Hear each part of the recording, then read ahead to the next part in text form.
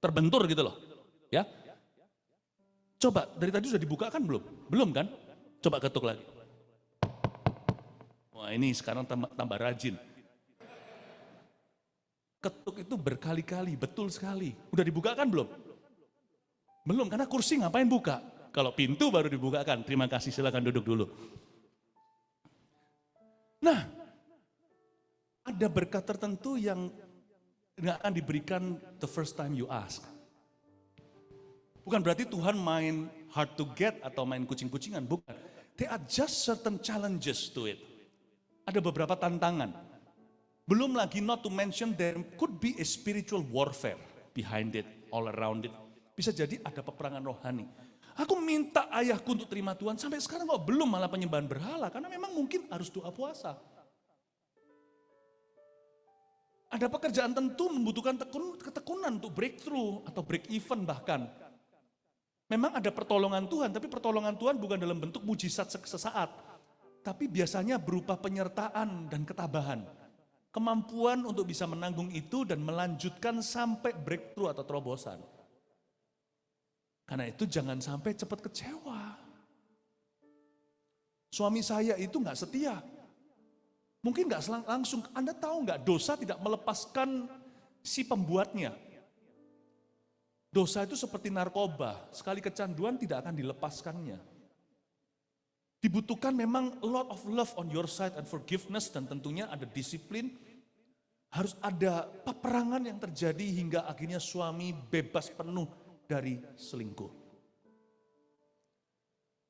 It takes a lot of bloody warfare. But does not mean that God is not working. He is.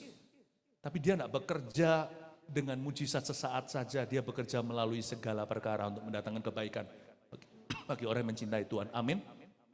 Anakku ini loh malas. Saya, pastor, ada cara nggak gimana bawa ke pendetanya, didoakan, tumpang tangan. Setelah Pastor Philip doakan, kok tetap malas? Malah jangan-jangan Pastor Philip jadi malas.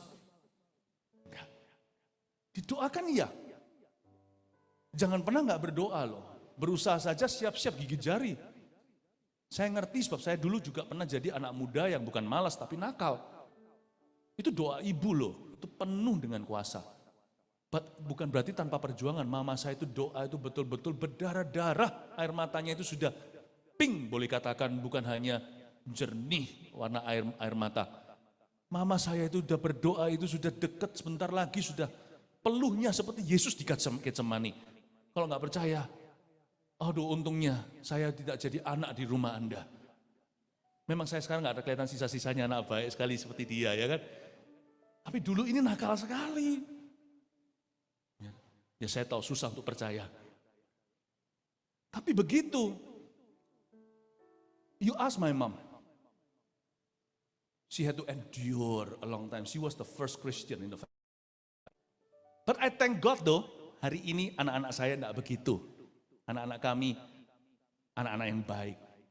But still, tetap anak-anak saya sekalipun anak baik atau keluarga kami keluarga baik-baik, ada hal-hal tertentu yang harus kami perjuangkan.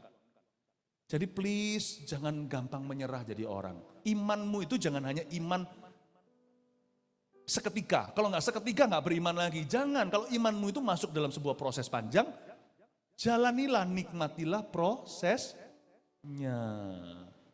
Tapi Pastor Philip, tidak semua doa saya dijawab. Kenapa ya? Untung sih kalau dijawab semuanya. Anda tidak tahu kapan Anda minta roti, ternyata sebenarnya yang Anda minta adalah ular. Jadi kalau dikasihkan oleh Tuhan kepadamu mentah-mentah seperti yang kau inginkan, engkau mengiranya, Anda bisa mengiranya itu roti yang Anda terima, nanti efeknya adalah ular. Saya bersyukur tidak semua doa saya dijawab. Sebab Alkitab mengatakan gini, ayat 9, adakah seorang daripadamu yang memberi batu kepada anaknya jika ia meminta roti? Batu di sini tandingannya adalah roti. Batu di sini roti. Atau memberi ular jika ia meminta ikan. Jadi jika kamu yang jahat tahu memberi pemberian yang baik kepada anak-anakmu, apalagi Bapamu yang di sorga, ia akan memberikan yang baik kepada mereka yang meminta kepadanya. Andai kata semua doa dijawab hari ini, you and I, black and dead, semua kita mati. Really? Yes, someone must have wished you dead in your life. Someone must have prayed to God somehow. Orang itu, Tuhan, orang kayak gitu hukum. Kalau Tuhan jawab semua doa, kita semua udah kena hukuman. As much as we wish people bad luck, Karena orang-orang itu merugikan kita. Siapa pernah dimakan uangnya? Siapa yang pernah ditipu oleh temannya? Siapa pernah dikhianati? Siapa minimal pernah dibuat gelisah karena orang itu ngomong yang enggak tentang kita? Oh iya. Pernahkah sekalipun kita enggak berdoa, pikiran kita itu berputar seperti ini? Tuhan, hukum orang itu. Pernah kita sok suci dan merasa dia layak hukuman karena kita? Tapi setelah kita jalani ternyata ya kita enggak memikirkan itu lagi. Karena kita terlalu sibuk dengan pikiran tentang dosa sendiri. Tuhan jangan hukum saya. Hidup kita itu terlalu banyak isinya begini loh. Please don't punish me, karena kita itu mawas diri. Sebenarnya sesombong-sombong orang di dalam hatinya tahu orang itu nggak layak. Siapa di sini layak? Angkat tangan. Nggak ada yang berani angkat tangan. Siapa yang merasa nggak layak? Angkat tangan. Ya, puji Tuhan. Semua hidup kita itu 90%, perasaan-perasaan, suara emosi batin kita itu bunyinya gini, Lord, please don't punish me.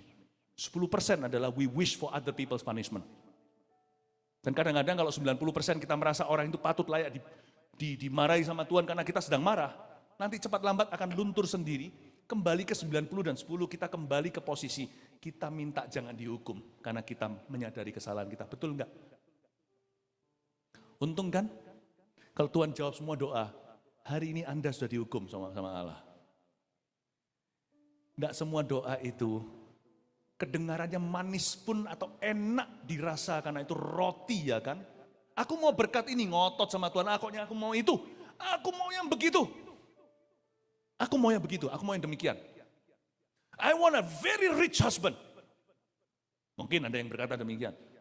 If indeed God gave you what you wanted, you may not be happy. You think it's bread you're receiving, but the effect is snake in the end. Kita mengira bahwa kalau kita dikasih semua harta yang kita inginkan, ya kan? Kalau kita hari ini kita bisa berhasil, nggak tentu itu yang Anda butuhkan. Bersyukurlah untuk setiap doa yang tidak dijawab. Tapi doa yang tidak dijawab jangan membuat kita malas berdoa. Doa yang tidak dijawab membuat kita curiga bahwa ada sesuatu hal lain yang patut kita minta. Atau minimal, kita harus minta itu dulu sebelum minta ini. Nggak tentu dijawab, itu berarti Tuhan jawabannya tidak. Bisa jadi waktunya aja nggak pas. Waktunya nggak pas. Saya bersyukur Tuhan tidak jawab semua doa anak-anak remaja. Paham maksud saya? Dia jatuh cinta, kalau bahasa Indonesianya cinta monyet. Kalau bahasa Inggrisnya puppy love, beda hewan lah kalau beda negara. Saya nggak tahu kenapa kita orang Indo pilihnya monyet. Soalnya orang-orang di Amerika cinta anjing, jadi puppy, saya ngerti. Tapi kalau orang Indo kenapa monyet? Yang kita nggak cinta monyet.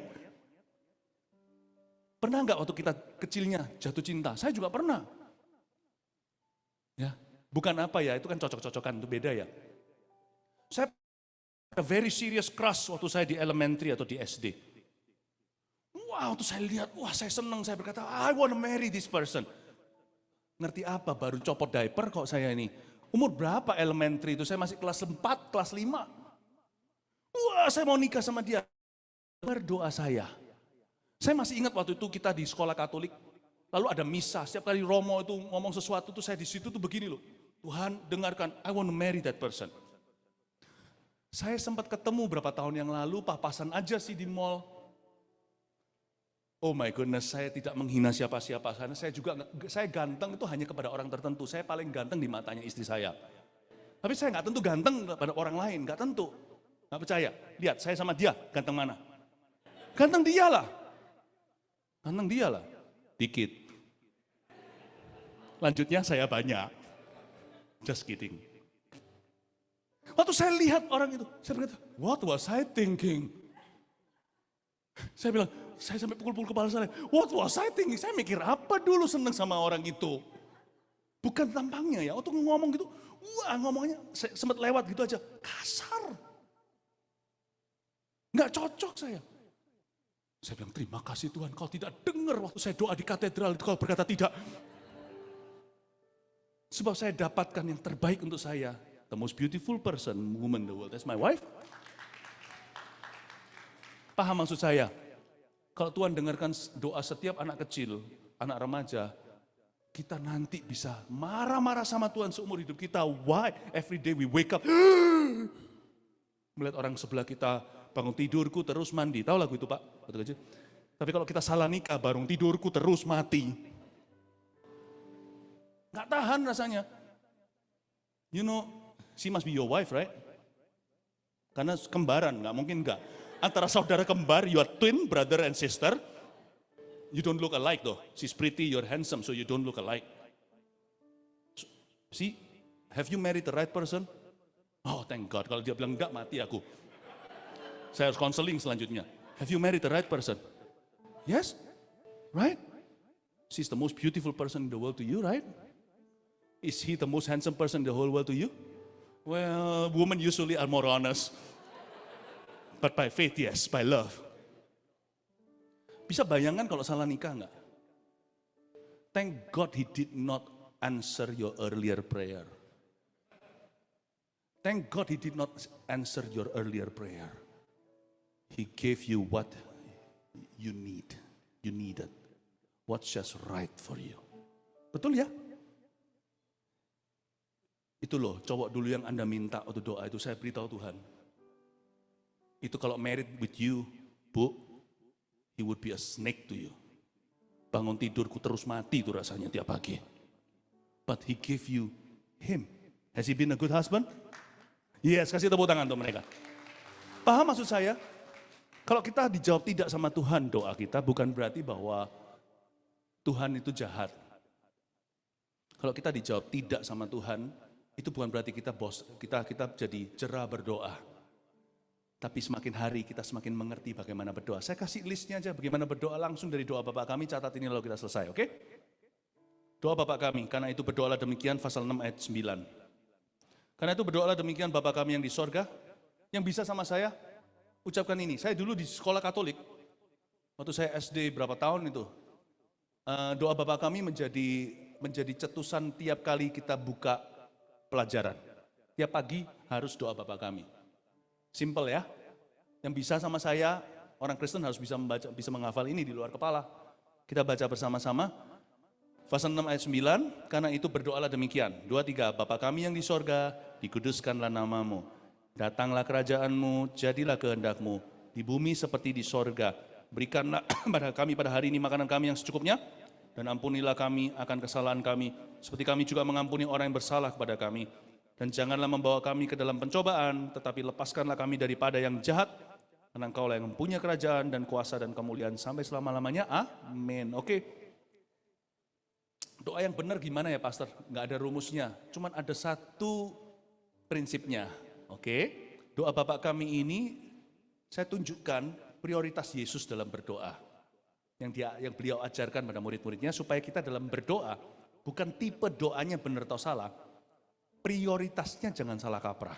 When you pray, if you pray like this, you are aligning with God. Kalau kita berdoa seperti ini, itu kita sinergi dengan Allah. Salahnya paling cuman salah-salah minoritas, tidak sampai salahnya itu salah prinsip. Oke, salahnya itu hanyalah kesalahan untuk belajar, bukan kesalahan yang fatal. Saya jelaskan dulu, ada 5 hal merupakan prioritas dalam berdoa. Yang pertama, Bapa kami yang di sorga, dikuduskanlah namamu. Write this down, memuji Bapa. Doa selalu dibuka dengan ini. Bukan minta, mencari, atau mengetuk, tapi memuji. Father, you are good. Jangan minta sesuatu dulu. Just enjoy who He is in your life. Makanya itu saya senang sekali kalau kita itu nyanyi-nyanyi, memuji Tuhan, menyembah pakai lagu, itu kayak reminiscing, kayak seperti remembering who He is. Kita nggak lupa secara otak teori, tetapi secara hati kita itu seringkali pikun rohani. Kalau kita menyanyi, menyembah Bapa, itu bukan karena kita itu pinter karaoke. Mungkin beberapa di antara kita itu suaranya kurang bagus. Ya makanya kalau nggak bagus ya kita nggak nyanyi di atas. Tapi kalau nyanyi di bawah kaki Tuhan, bagus nggak bagus.